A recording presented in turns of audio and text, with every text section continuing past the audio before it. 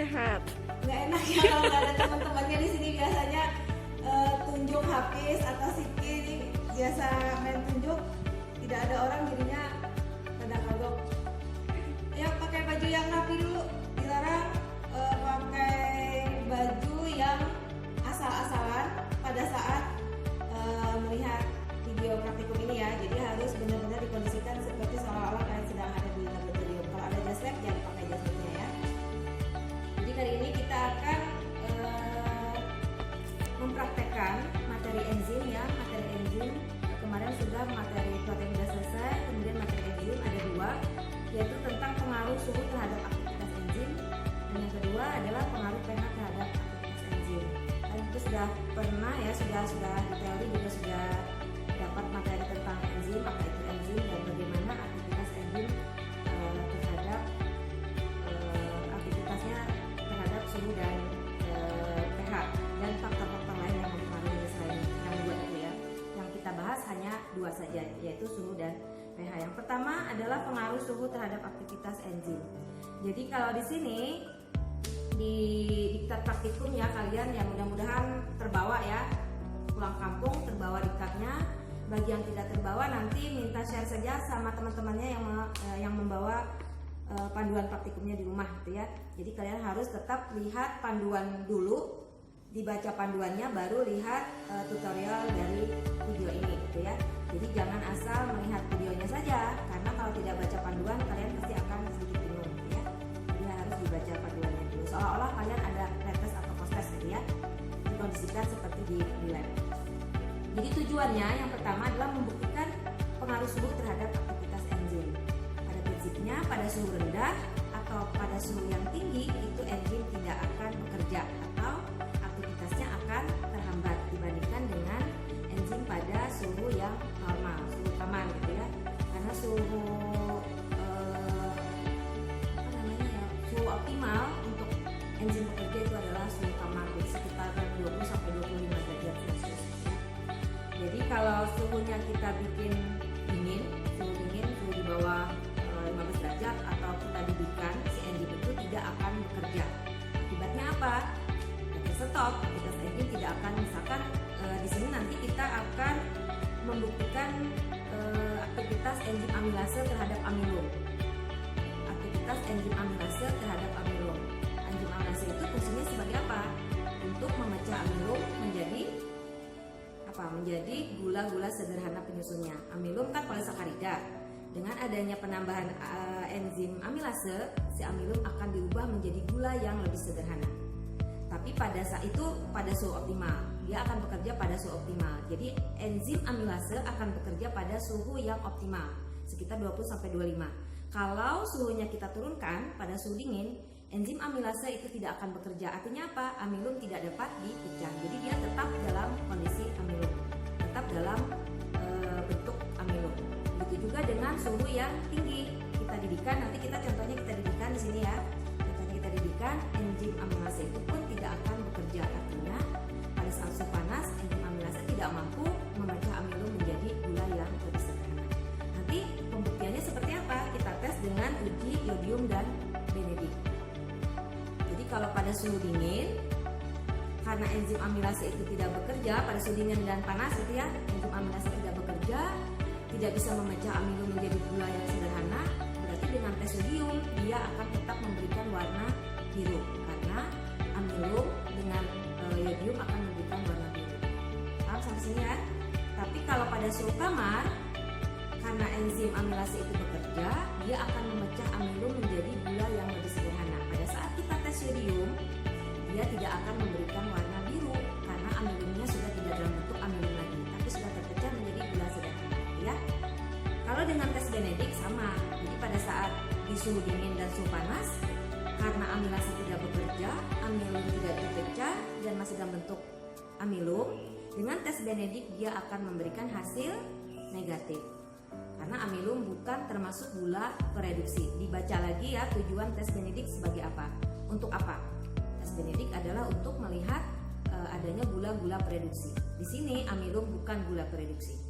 Jadi pada saat suhu dingin dan suhu panas, enzim amilase tidak bekerja pada amilum, tidak bisa memecah amilum menjadi gula sederhana, dengan tes Benedict dia akan memberikan hasil yang negatif. Sebaliknya untuk yang suhu kamar suhu optimum, di suhu optimum enzim bekerja, si amilase akan aktif bekerja memecah amilum menjadi gula sederhana penyusunnya, gula sampai ke glukosa. Dengan tes Benedict dia akan memberikan hasil positif karena glukosa termasuk gula produksi. Nanti kita buktikan ya. Untuk cara kerjanya kita siapkan di panduan ada 5 tabung reaksi ya, tapi kita sediakan 3 tabung reaksi saja. Untuk cara kerjanya kita siapkan di panduan ada 5 tabung reaksi ya, tapi kita sediakan 3 tabung reaksi saja.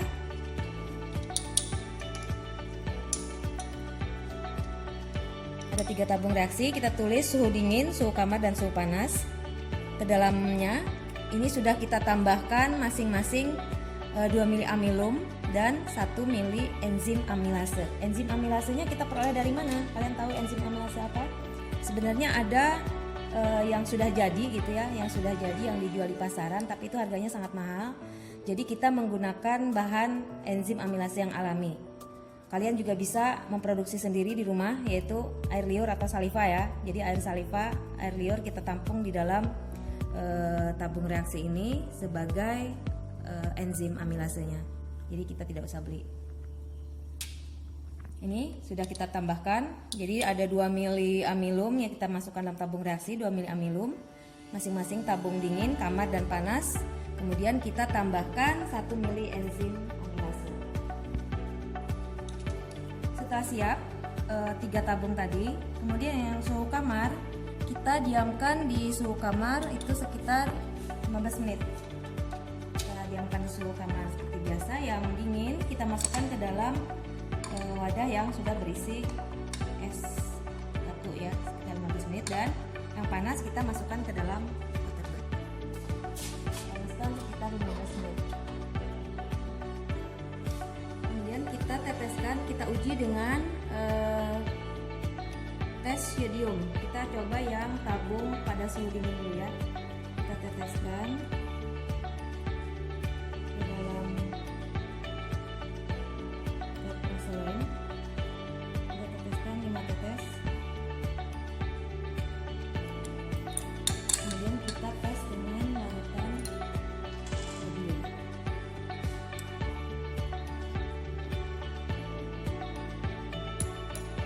Hasilnya seperti ini untuk yang dingin.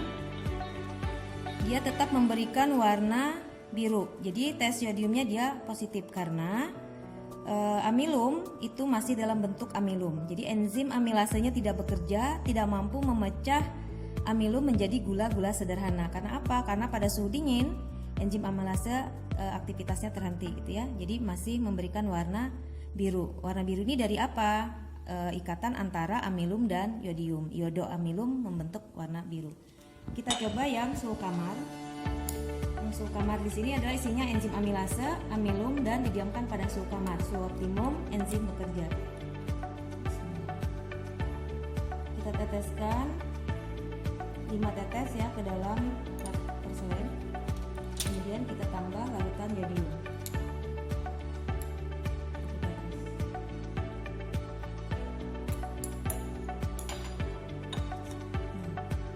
Di sini hasil tes yodiumnya negatif ya. Kita tambah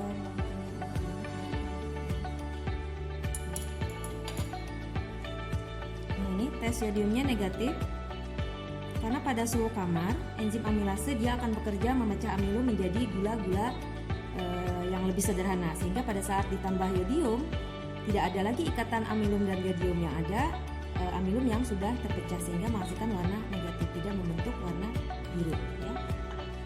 Yang ketiga adalah yang suhu panas yang sudah dididihkan.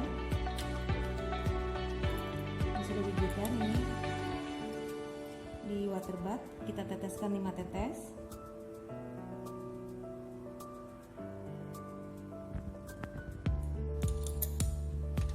Kemudian kita tes dengan dengan larutan yodium.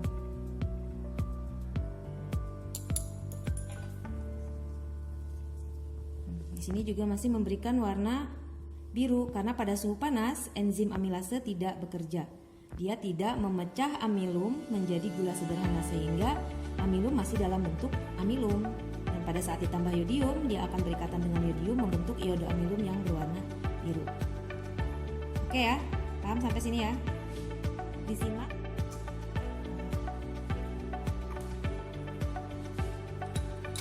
Tes yang kedua adalah tes Benedict.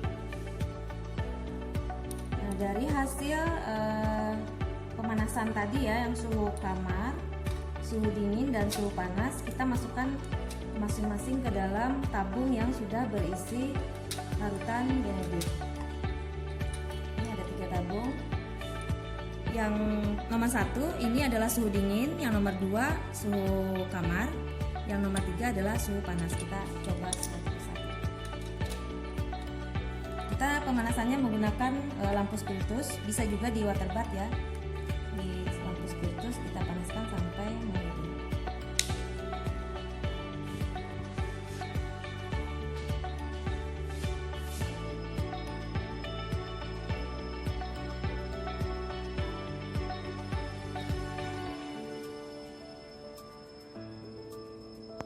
Ke tempat yang tidak ada makhluk hidup ya, kemudian sambil digoyang. Pemanasan jangan di bagian ujung tabung, soalnya nanti bisa nyembur. Panaskan sampai mendidih. Ini isinya adalah larutan Benedict ditambah 4 tetes larutan yang berisi enzim dan amilum yang pertama tadi yang setelah perakuan ya. Jadi kita tambahkan ke dalam larutan Benedict sebanyak 4 tetes. Larutan Benedictnya sebanyak 2,5 ml. Kalian coba lihat di prosedur pemeriksaan tes Benedict, tes yang terdahulu ya. Sudah mendidih, kita biarkan dulu sebelum kita lihat positif dan negatifnya. Positif itu kalau terbentuk endapan merah, dan negatif tidak terbentuk endapan. Selanjutnya tabung yang kedua ini adalah yang suhu kamar, sama kita panaskan juga sampai mendidih.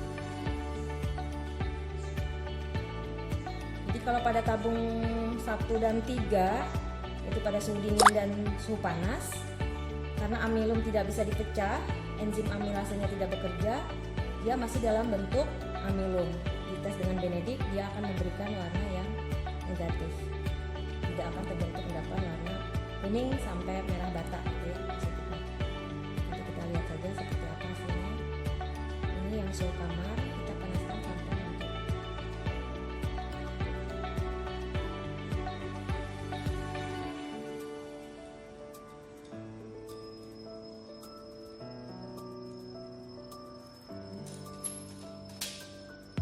Terakhir adalah tabung 3 atau tabung suhu panas ya.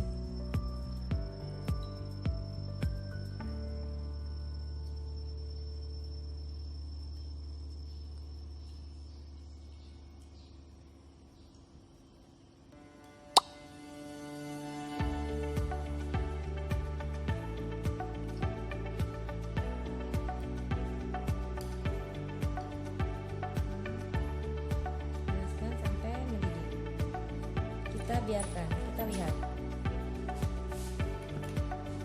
Ini untuk tabung 1, untuk yang suhu dingin, setelah didiamkan itu ya, tidak terbentuk endapan, jadi larutan tetap warna biru dan tidak terbentuk endapan kuning sampai merah bata. Itu artinya hasil Benedictnya negatif. Berarti sesuai ya dengan teorinya bahwa pada suhu dingin amilum tidak bisa dipecah oleh enzim amilase. Karena apa? Karena enzim amilase tidak bekerja. Jadi masih dalam bentuk amilum. Dengan tes Benedict menghasilkan hasil yang negatif. Pas ya. Kita lihat yang suhu kamar. Ini yang suhu kamar tabung 2. Setelah dipanaskan ternyata dia terbentuk endapan merah. Karena pada suhu kamar enzim amilase bekerja memecah amilum menjadi gula-gula yang lebih sederhana. Kalau pemecahannya sempurna, dia akan sampai ke bentuk glukosa. Jadi amilum itu gula penyusunnya glukosa gitu ya, glukosa membentuk polisakarida. Karena glukosa adalah termasuk gula produksi, maka pada saat dites dengan tes Benedict dia akan memberikan hasil yang positif. Positifnya terbentuk endapan merah bata seperti ini ya. Untuk tabung 3 yang suhu panas sama dengan suhu dingin menghasilkan hasil yang negatif karena masih dalam bentuk amilum. Ya, amilum tidak dipecah menjadi gula-gula sederhananya. Sudah sampai sini ya? Sudah bisa terjawab semua. Jadi ini membuktikan, tes ini membuktikan bahwa suhu sangat mempengaruhi aktivitas enzim.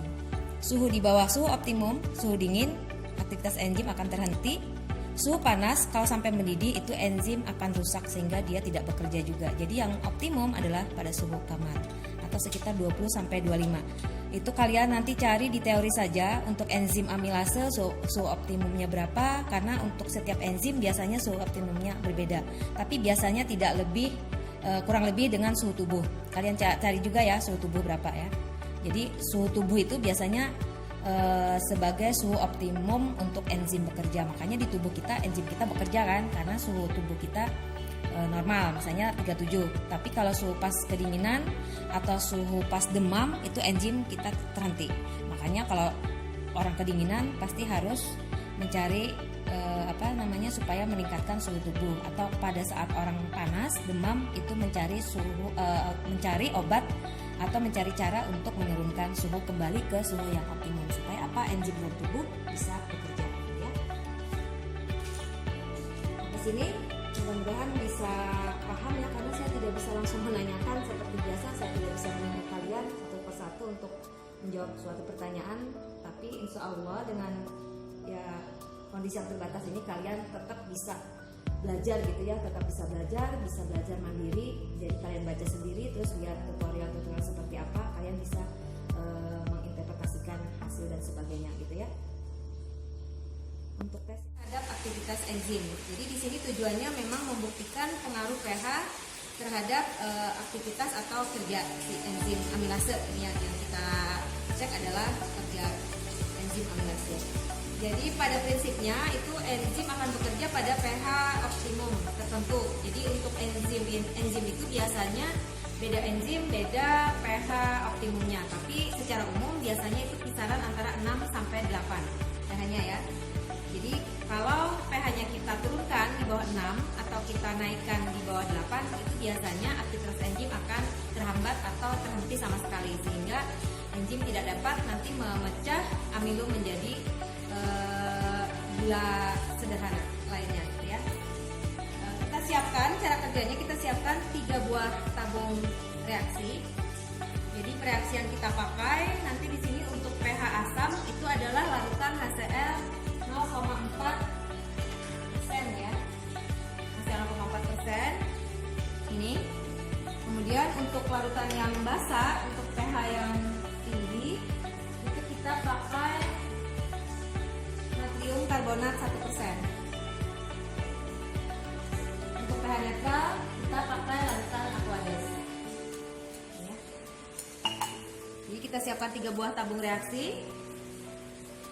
Tabung pertama itu kita isi dengan 2 mili HCl 0,4%. Kemudian tabung kedua kita isi dengan 2 mili Aquades. Dan tabung ketiga dengan larutan natrium karbonat 1%.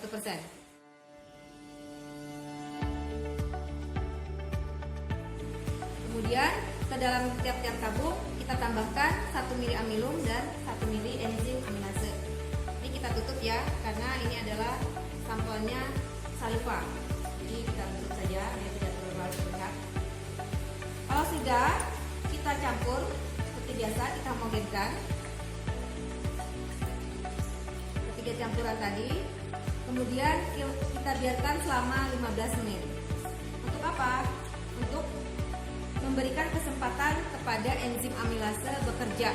Jadi kalau memang dia bisa memecah amilum, dia akan memecah amilum menjadi gula sederhana dalam waktu 15 menit.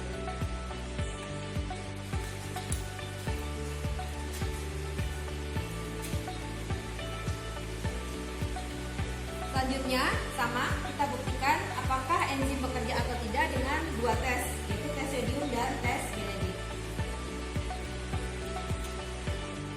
15 menit kita isikan dulu sebanyak 2,5 ml larutan benediknya ya.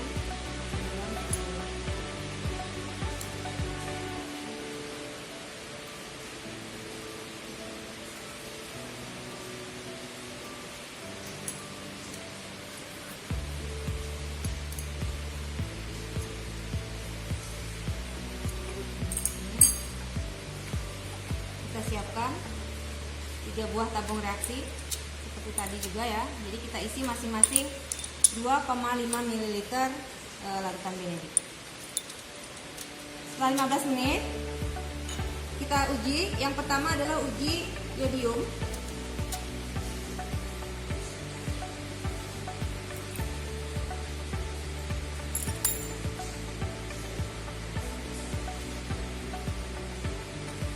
Ini larutan yang sudah kita diamkan 15 menit. Ini. Kemudian kita ambil larutan campuran tadi sebanyak 5 tetes ya. Kita teteskan ke dalam flat porcelain sebanyak 5.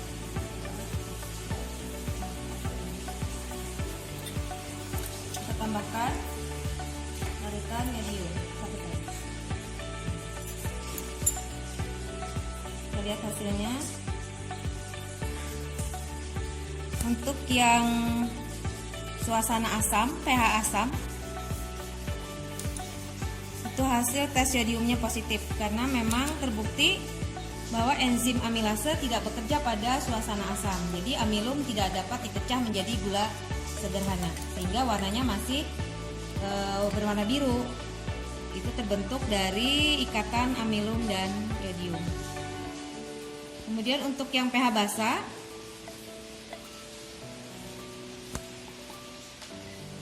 sama ya, yang pH basa kita ambil sebanyak 5 tetes.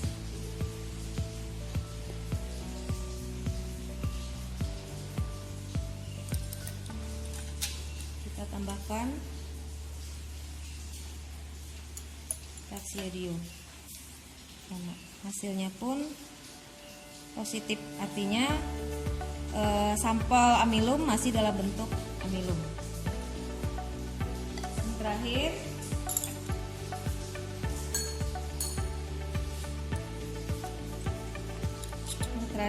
pH netral yang kita tambahkan dengan Aquades tadi. Kita teteskan sebanyak 5 tetes.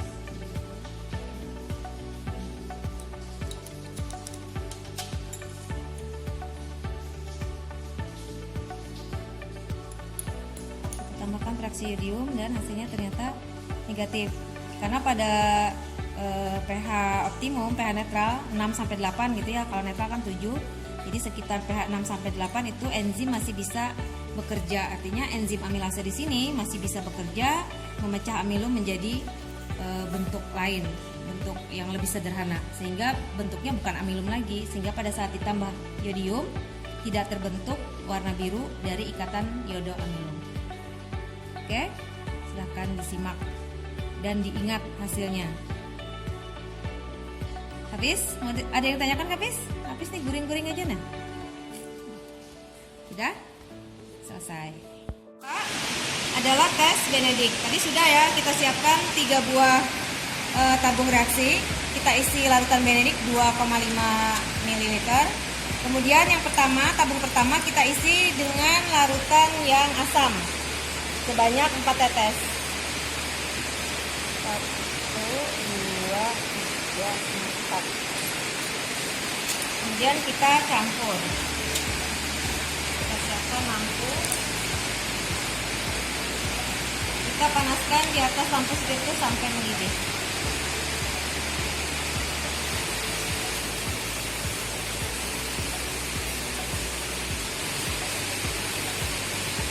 Lakukan untuk tabung yang kedua dan yang ketiga. Jadi yang kedua itu diisi dari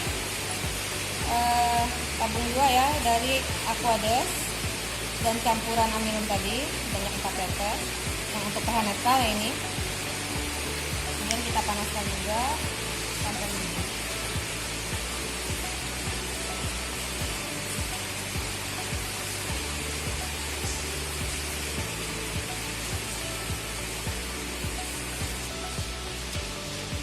Terakhir kita ambil larutan yang pH basa 4 tetes. 2, 3, campur.